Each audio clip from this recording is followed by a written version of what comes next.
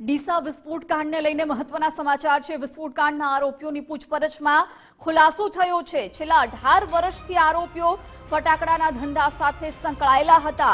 માનવ વધ અપરાધનો ગુનો દાખલ કરવામાં આવ્યો છે। બંને આરોપીઓ સામે ઝડપથી ચાર્જશીટ પણ દાખલ થશે। જિલ્લા પોલીસ વડા અક્ષયરાજ મકવાણાએ માહિતી આપી છે। એફએસએલની ટીમ દ્વારા સમગ્ર મામલે તપાસ થઈ રહી હોવાનું એસપીએ જણાવ્યું છે।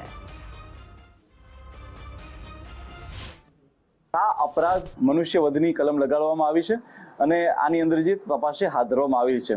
સા અપરાધ મનુષ્યવધની કલમ ઉપરાંત જે અન્ય કલમો આ ગુનાની અંદર લગાવવામાં આવેલી છે એક વખત હું આપણી સામે રજૂ કરવા માંગીશ કે જેમાં બીએનએસની કલમ 105, 110, 125 AB, 326 G, 54 તથા એક્સપ્લોઝિવ એક્ટ 1884ની કલમ 9B, 12 તથા એક્સપ્લોઝિવ સબસ્ટન્સ એક્ટની કલમ 1901ની કલમ 3B, 4, 5 અને 6 મુજબનો ખૂબ ગંભીરતાપૂર્વકનો ગુનો છે એ પોલીસ દ્વારા જે છે નોંધવામાં આવેલો છે।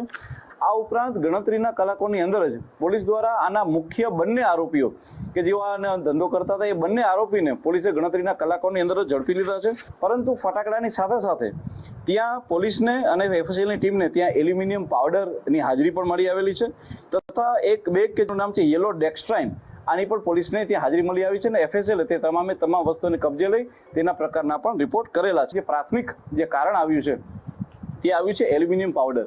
એલ્યુમિનિયમ પાવડર જે છે એ બેઝિકલી એ ઓપન માર્કેટમાં એ વેચાય છે અને કોઈ પણ વ્યક્તિ એલ્યુમિનિયમ પાવડરને ખરીદી શકે છે અને વેચી બી શકે છે। પરંતુ એલ્યુમિનિયમ પાવડર જે છે એ ફ્લેમેબલ મટીરિયલમાં આવે છે અને તે જે છે એ પરંતુ એ નોન એક્સપ્લોઝિવ મટીરિયલ છે એટલે કે તેમાં એક્સપ્લોઝિવની શક્યતા નથી। એના કારણે થઈને કોઈ પણ વ્યક્તિ તેને વેચાણ કરી શકે છે। પરંતુ એલ્યુમિનિયમ પાવડર જે છે એ જ્યારે સળગે છે ત્યારે ખૂબ મોટી માત્રામાં એનર્જી પ્રોડ્યુસ કરે છે।